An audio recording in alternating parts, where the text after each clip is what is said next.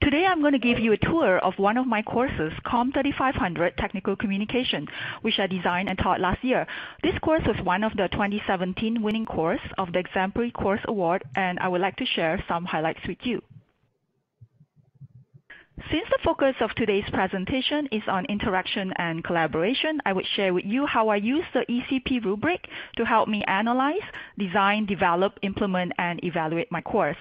As we saw in earlier slides presented by Carrie, interaction and collaboration are defined and measured separately within the rubric. So when I was planning my course, I used the following elements within the rubric to help me decide on what strategies and course design I would like to use. So for example, for the communication strategies, I was thinking in order to promote higher order thinking that would be aligned with my course learning objective, I'm going to apply gamification to my course design to increase learner engagement and interactions. To develop learning communities within the course, I start thinking about learning activities that focus on collaboration and group interactions, such as peer review among group members. Bearing in mind this is a very writing-intensive course, so I wanted students to still engage with each other and not feel like they're writing alone. To manage the interaction logistics within the course, I use tools that are currently already available in Blackboard, such as announcements, badges, rubrics, and also focusing on giving timely instructor feedback to my students. I'll go over each of these elements in the following slides. So the first element that I'm going to talk about is the communication strategy and how I apply gamification to my course design to promote student engagement and interactions. This is a look into my course, COM 3500. When students first log into the course, they are greeted with a Start Here content area. I created a video orientation that welcomes students to the course. I show them how to navigate the course, what they do each week in order to complete the course successfully. And I also address my students as fellow adventurers, and I'm the game master because I'm the instructor. Underneath the video, I posted a link to the course information and syllabus, as well as links to Blackboard tutorials for students. So these are, I didn't need to create this myself. These are already created by Blackboard. I just linked them to the videos. In the course information and syllabus section, I explain what the course is about. So the primary purpose of the course that I taught, technical communication, is to prepare students with skills needed in technical communication, primarily in the generation and presentation of research. So previously, this course was taught face-to-face, but it's the first time that it was being taught fully online. So I have a syllabus that links to course requirements, course outlines, expectations of quality work, and then also explaining how participation will be evaluated online. My students are presented with weekly quests consisting of learning activities that promote higher order thinking aligned with their course learning objectives. So for example, by completing their weekly quests, the students will be able to develop significant research questions and hypotheses, identify and evaluate the sources relevant to their questions, and systematically conduct research in order to explore these research questions. So again, a lot of these works are done, by themselves independently, a lot of research. So I want to make sure, again, that there's a lot of venues for them to collaborate and not feel like they're writing alone. So instead of learning modules, my students are presented with weekly quests, and here's an example of what week 1 quest looks like. You woke up in a dark, damp dungeon. You can't remember who you are or how you got here. From a distance, you saw a dim green light and you crawled towards it. You found other survivors just like you. You have to get out of here, but the place is filled with dangers, traps, and monsters. You have to form an alliance, work with each other in order to destroy all of the enemies, collect spells, and use them to get out. Can you make it out? So I make up monsters each week, and the monsters include the ghosts of research, the monsters of procrastination, things of that nature.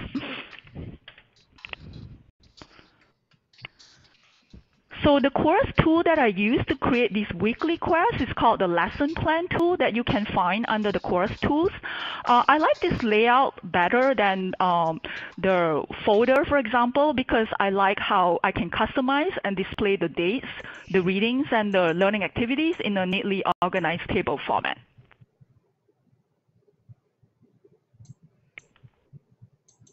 The next element I'm going to focus on is the development of the learning community and how I use the ECP rubric to help me do that.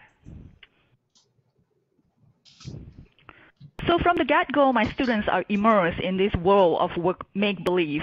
They're addressed as fellow adventurers in the introduction and discussion forum, and they're also introduced themselves by creating a character for their quest, for their weekly quest, based on the 5 classes in Dungeons & Dragons. So we have fighters and wizards and clerics and rogues and rangers. So students gave their characters a name and described what special powers and abilities they would like their character to have. They also include an avatar of their character. And here you can see some sample student intro in my discussion forum. For example, I have a diplomacy and military major student who would like to be a rogue, and then I have a psychology major who is a fighter. And here are a few more examples. We have cleric, we have wizard, we also have a minion ranger. So as you can see, students get really creative with this kind of introduction and make-believe. They even start addressing each other with their make-believe names. So after the students introduced themselves in the discussion forum, I divided them into groups using the group tool in Blackboard, and these groups are called the Safe Haven. This is a safe space for group members to share drafts of their papers, to brainstorm ideas for their topics, and to help each other proofread their work before they submit it to me for grading. Here you can see that for the group tools, I limit them to only the discussion board forum and also the send email tool for collaboration. I hide the rest of the tools because I wasn't using them for this course, and I don't want to overwhelm my students or confuse them by making all the other group tools available to them. Here we take a look at how the group discussion board forums are structured. So instead of leaving the forum open for students to post whatever they like in the group discussion board, I have found that giving them structured weekly group discussion activities actually help promote collaboration and also set the expectation of what they are expected to do within their groups each week. So they're given points for this collaboration.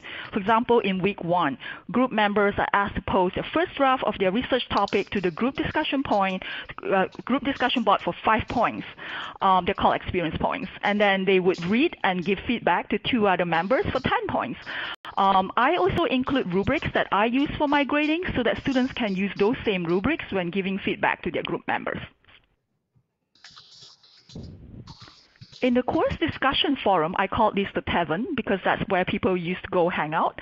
I created a Q&A forum for students to ask each other questions and share resources that they have found useful in their own quest. This is an extra credit forum, and students who help other classmates get extra credit when answering their classmates' questions.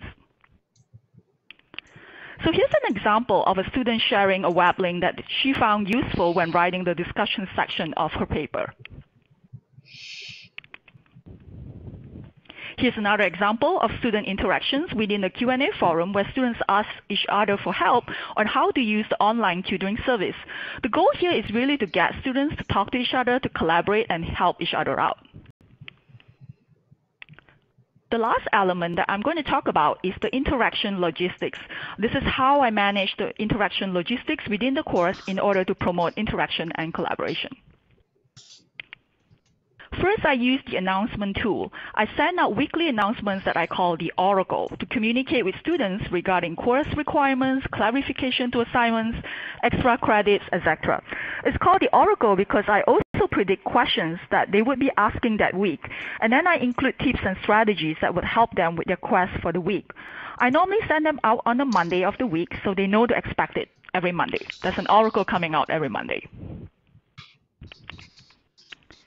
I use the badges tool as a motivation for students to complete their weekly quests. I created badges for each of the week, and upon successful completion of each weekly quest, the students earn a badge, and they can see that under the Achievement Unlocked section. You can set the criteria by points, by merit, or by submission and participation. I just set mine by submission and participation, so as long as they complete all their learning activity within that week, regardless of what points they get, I gave them a badge. For instructor feedback and expectations, I generally try to return graded assignments with their feedback within 7 days, but usually sooner.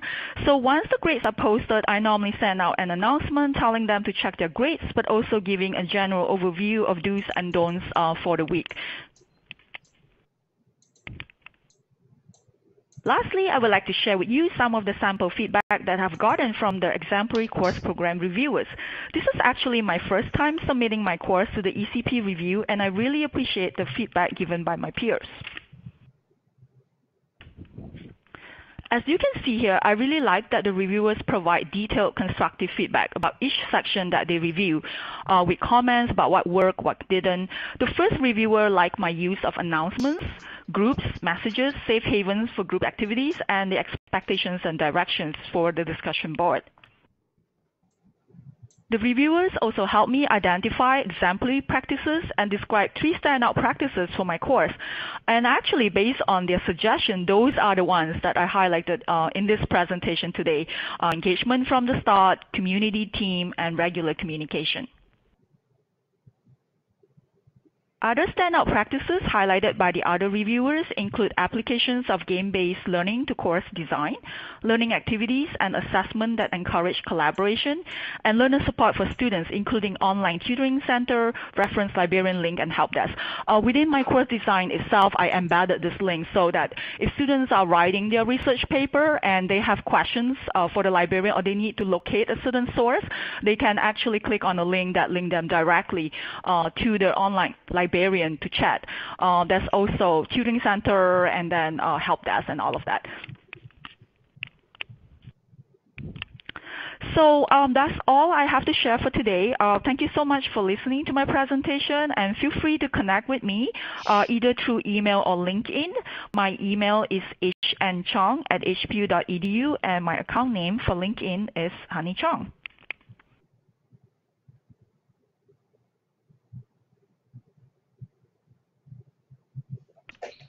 Wonderful. Thank you so much, Honey. This is fantastic. And I know you were busy presenting and you didn't get a chance to see the activity out there amongst the attendees, but my goodness, they love, love, love this. So we have a few questions that we left so that you could answer out loud, Honey.